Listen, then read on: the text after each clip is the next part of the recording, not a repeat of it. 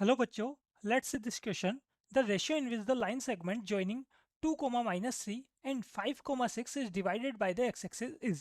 देखिए यहाँ पे हमारे पास क्या चल रहा है, 2 पॉइंट चल रहे हैं और उसको एक लाइन जो है ना x-axis के आपके पास लाइन है, वो क्या कर रही है यहाँ पर किस रेशियो में डिवाइड करेगी, आपको वो रेशियो फाइंड करना है। क्लियर? तो इससे रिलेटेड जो रिजल्ट हमारे पास हुआ करता है, सबसे पहले हम उसकी बात कर लेते हैं। तो देखो अगर हमारे पास 2 पॉइंट चल रहे हैं, P और Q, ये हमारे पास 2 पॉइंट है, P हो गया जिसके कोऑर्डिनेट है x1, y1, और एक पॉइंट है हमारे पास Q, इसके कोऑर्डिनेट है x2, y2। ठीक है, इस लाइन सेगमेंट को एक पॉइंट है हमारे पास R। ठीक है, तो इस R के कोऑर्डिनेट हम फाइंड करते हैं। ये R इस लाइन सेगमेंट PQ को m/n में क्या कर रहा है, इंटरनली अगर डिवाइड कर रहा है, तो इस R के कोऑर्डिनेट क्या होंगे। देखिए अगर इस R के कोऑर्डिनेट हम यहाँ पर लेके चले सिंपल x, y, तो x और y की वैल्यू हमारे पास क्या होगी वो हम देख लेते हैं। तो x इक्वल होगा हमारे पास यहाँ पर m into x2 plus n into x1 upon m plus n। y coordinate equal होगा हमारे पास यहाँ पर m y2 plus n y1 upon m plus n। Clear? इस रिजल्ट को हम क्या करते हैं, यहाँ पर यूज करते हैं। तो देखिए यहाँ पे हम अगर हम बात करें तो हमारे पास क्या हो रहा है, 2, -3 और 5, 6 ये 2 पॉइंट है।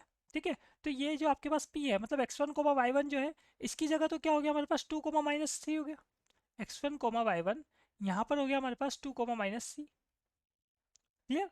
और ऐसे हम बात करें यहाँ पर तो हमारे पास x2, y2 की जगह क्या हो जाएगा 5, 6 एंड x2, y2 ये इक्वल हो जाता है हमारे पास यहाँ पर 5, 6 के। ठीक है, अब क्या हो रहा है हमारे पास ये जो R पॉइंट है, तो देखो यहाँ पे आपको क्वेश्चन में क्लियरली गिवन है कि आपको x एक्सिस जो है वो क्या कर रही है, किस रेशियो में डिवाइड कर रही है PQ को, वो आपको फाइंड करना है। तो x एक्सिस जो है जहाँ भी इंटरसेक्ट करेगी PQ के साथ, वहाँ पर आपके पास इंटरसेक्शन पॉइंट आएगा। इंटरसेक्शन पॉइंट जो हमारे पास यहाँ पर आएगा, इंटरसेक्शन पॉइंट सिंपल में ले लेता हूँ यहाँ पर। देखो x एक्सिस पे पॉइंट है, तो x एक्सिस पे जितने भी पॉइंट होंगे उन सभी का y कोऑर्डिनेट क्या होगा, 0 होगा। तो y कोऑर्डिनेट 0 होगा, तो ये जो सेकंड वाला ये जो फॉर्मूला हमारे पास है y कोऑर्डिनेट वाला, इसमें वैल्यू पुट कर देता हूँ मैं। तो y की वैल्यू हमने कितनी पुट की, 0 पुट कर दी। क्लियर? m और n ये रेशियो तो आपको फाइंड करना ही है, तो m इंटू y2 कितना है, देखो यहाँ पर y2 है हमारे पास 6 प्लस n इंटू y1 हमारे पास है -3 अपॉन m प्लस n, तो m प्लस n। क्लियर? तो यहाँ से इसको और सोल्व कर लेते हैं हम। तो देखो यहाँ से आपके पास ये आ रहा है 6m minus 3n equal to 0, 6m equal to 3n।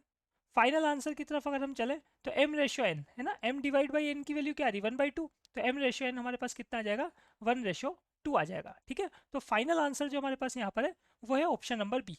Final answer is B. Best of luck.